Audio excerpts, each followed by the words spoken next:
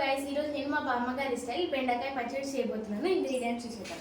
First ఆవాలు, శనగపప్పు, మినప్పప్పు, ఎండుమిరపకాయలు, చింతపండు, మెంతులు, పసుపు, తగినంత ఉప్పు, ఇంగువ, బెండకాయలు, పల్లి నూనె. పల్లి నూనె వేసుకుంటే ఏంటంటే టేస్ట్ అనేది బాగుంటుంది. ఇంగువ కూడా ఇంపార్టెంట్. సో ఇప్పుడైతే నేను తిరగమాత పెట్టుకోవడానికి ఆ ఇంగ్రీడియంట్స్ వేసేసుకున్నాము. సో వేగాక ఎండుమిరపకాయలు వేసుకోవాలి. సో ఇప్పుడు ఎండుమిరపకాయలు వేసేసుకున్నాను, కొంచెం ఇంగు వేసుకున్నాను. సో ఇప్పుడు వేయించుకున్నవన్నీ పక్కన పెట్టుకొని ఒక డిష్లో పెట్టేసుకున్నాం. సో ఇప్పుడు దీంట్లో మెంతి పొడి వేసుకోవాలి. సో ఇప్పుడు అదే బాండిలో బెండకాయలు వేయించుకోవాలి.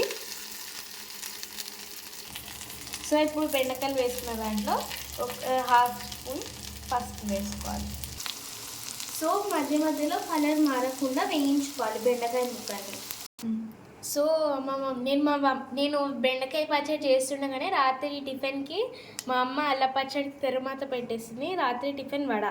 సో ఇప్పుడు బెండకాయలు అయితే చక్కగా వేగిపోయినాయి.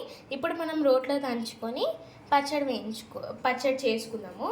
రోట్లో దంచుకుంటేనే పచ్చడి అనేది బాగుంటుంది. సో ఇప్పుడు రోట్లో చింతపండు, ఉప్పు వేసుకోవాలి.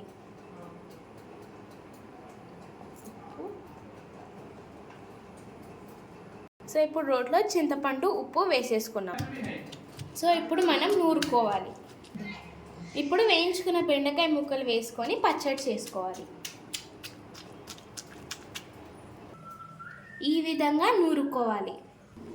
సో మన బెండకాయ పచ్చడి రెడీ. ఇప్పుడు దీన్ని మిక్సీలో వేసుకునేటట్టయితే మెత్తగా చేసుకోకూడదు, ఈ విధంగా చేసుకోవాలి. జాగ్రత్తగా చేసుకోండి మిక్సీలో వేసుకునేటప్పుడు. సో మన బెండకాయ పచ్చడి రెడీ అయిపోయింది.